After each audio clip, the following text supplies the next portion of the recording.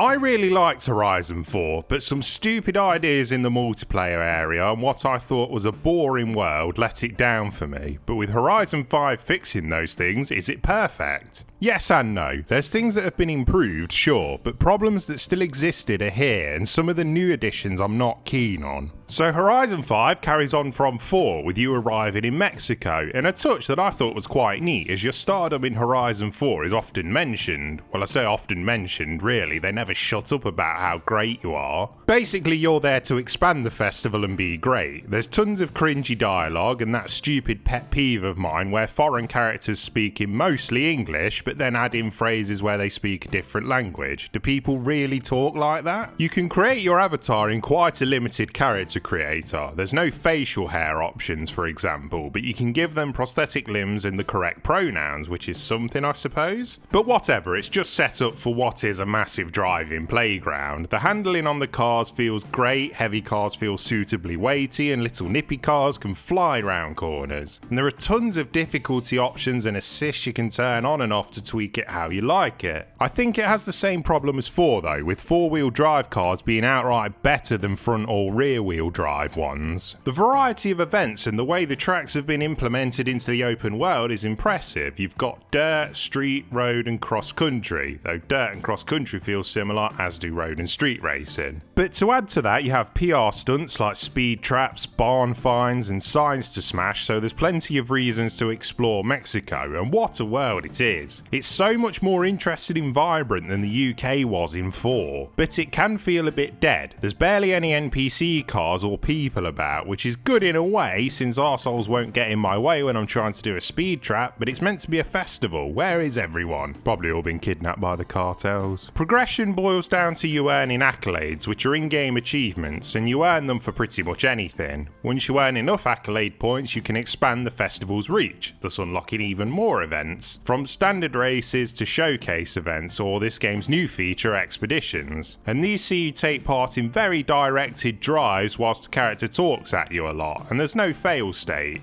They do have optional objectives you can do for extra accolade points, but really they're just boring. The same goes with the showcase events. Every single one goes like this. You're behind the train, plane or whatever you're racing right until the very end where they magically slow down and you win. They are scripted loads of guff and really need to be reworked because, let's be real, racing a train is an exciting concept. Progression also feels a bit weird because you get cars farted at you all the time thanks to wheel spins. In racing games I like to feel like I've earned my supercar for putting in the time and getting better at the game, but here I had one within the first half an hour. And there's systems like the homes which have seen no improvement. You can't walk around them or decorate them. Yes, you get some decent bonuses for owning the more expensive ones, but come on, they should have done something with them. Then comes the multiplayer, which thank God there is no free roam rush events anymore, I think. For people who didn't play 4, it was this toilet game mode where you were given a point on the map and everyone had to race to it, but all it boiled down to was everyone driving in a straight line off-road towards it, praying they didn't hit a tree. It was pure luck and shite. Now you have free-for-all racing, drifting mode, which I'm shite at, the playground games and the eliminator, which I'll come to. And there's also a mode where 6 players can take on 6 highly advanced AI drivers. The racing works great. There's quite a smart ghosting system that stops people having high-speed crashes, but it's inconsistent. And when you smash into a wall, a slowdown is applied to you for a few seconds, but again it's inconsistent. I've seen players balls up corners and smash into a wall loads, but they get no penalty, but when I slightly tap one, I get punished. It's hard to tell where the meta will go. In Horizon 4, there were certain cars and tunes that just wrecked, and with nearly 400 cars in this game, it's going to be an arse to balance. Playground games make a nice distraction from the serious racing, and drift mode I assume is good, but I'm not even going to show my footage of it because it's embarrassing. Then the eliminator, which confused me terribly. It's the game's version of Battle Royale, where you pick up new cars and 1v1 race people to eliminate them. But here's how my first match went. So I spawned in, drove around the map for about half an hour and couldn't find anyone. Then out of nowhere I got challenged by someone I couldn't see and raced them to the point and won somehow. Then roamed around for a while only to find out I was in the last 12, none of which I could see, and I had to race them to a point 15 kilometers away. But within about a minute someone had won, so they must have been very close to the point when it spawned in. So yeah, not a good first impression, it's a bit broken. And it has the exact same problem I had with Free Roam Rush in 4. It's just people driving across country hoping they don't hit a tree, or rock really in this game. It's definitely a better multiplayer experience than 4, but elements of it need work, like the walls slow down and the servers have been very wobbly for me with plenty of disconnects, but I'm sure that'll be smoothed out. Graphically it looks immense on the Series S. I have it on the 60 FPS mode and even on that it looks top. The cars all look ridiculously detailed both inside and out. Mexico itself looks amazing, so much vegetation and colour, just a shame it's a bit dead. And the customization you can do visually to your car as well as performance is ridiculous, and if you can't be bothered with tinkering with all that, you can download other people's from the community.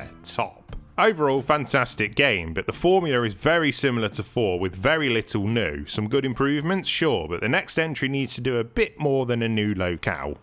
I'm such a mess, I'm lost, I'm no good at this. I'm in love, still in love, still in love with you. Hard as I try, I can't even drink this pain away. Memories of you, twisting my view. I've been a fool.